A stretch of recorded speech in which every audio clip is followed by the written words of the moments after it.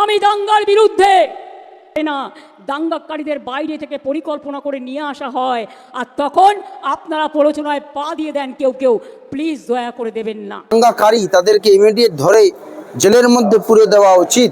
যদি না পুরতে পারে তাহলে মুখ্যমন্ত্রী বলুন যে আমি পারছি না, আবার নির্বাচন হবে, আপনাকে মুখ্যমন্ত্রী বাংলার মানুষ সরিয়ে দিয়ে নতুন মুখ্যমন্ত্রী বা নতুন সরকার নিয়ে আসবে, যাতে করে মানুষ নিজের অধিকারটাকে ফিরে পায়। রাজ্যপাল মহামহিম সিবি আনন্দ বোস বিজেপির কর্মী হিসেবে কর্মীর মতো করে এই সুপারিশ খানা করেছে, যার তীব্র নিন্দা এবং যাকে আমরা ধিক্কার জানাচ্ছি।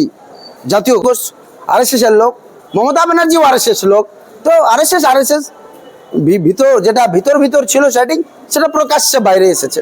ভাঙলো এতদিন পর, যেখানে রাজ্যের মুখ্যমন্ত্রীর পুলিশ অপকর্ম, অকর্ণ কি বলবো, নিষ্ক্রিয় পুলিশ,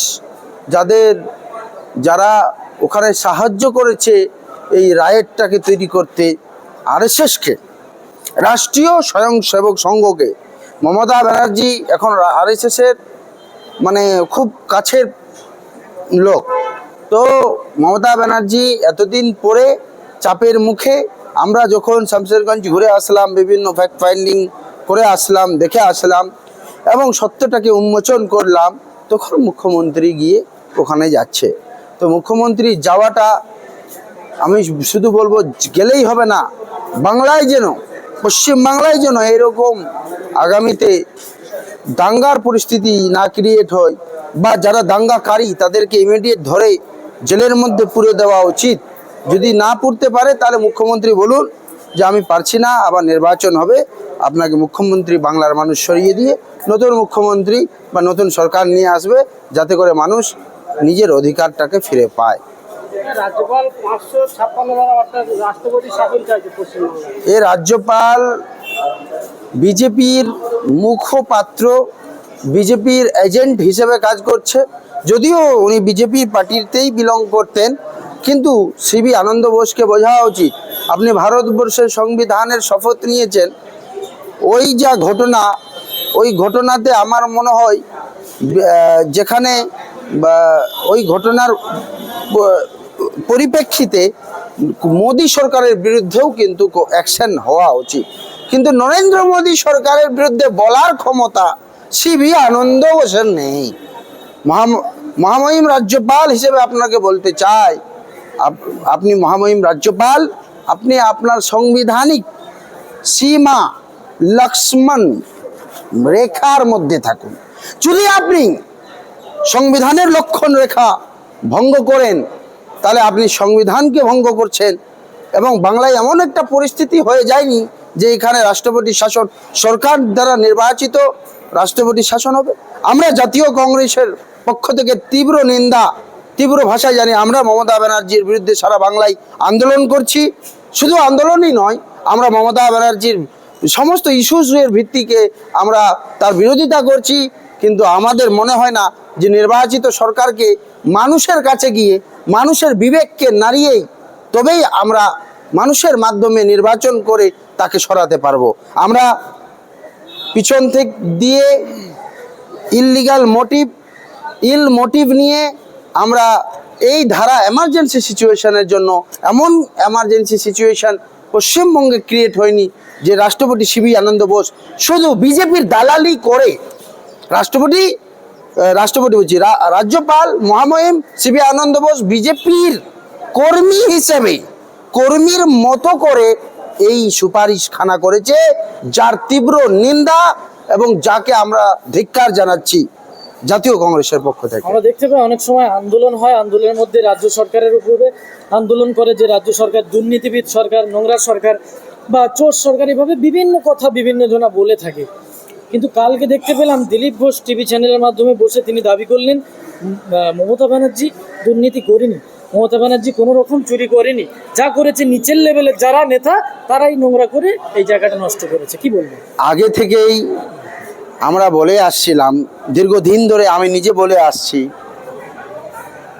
শিক্ষা অর্থাৎ কয়েনের এপিটোপিট, বিজেপি আর তৃণমূল কয়েনের এপিটোপিট, বিজেপি যাহা তৃণমূল তাহা, there is no difference between দুজনেই ফুল, ফুলে ফুলে মিল।